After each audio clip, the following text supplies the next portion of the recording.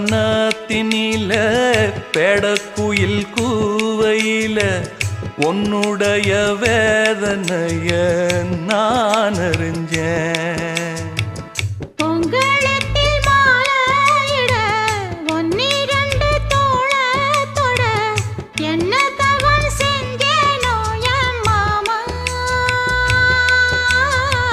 வண்ணக்கிளி கையத்தொட சின்ன சின்ன கோலமிட உள்ள மட்டும் வழியே நானே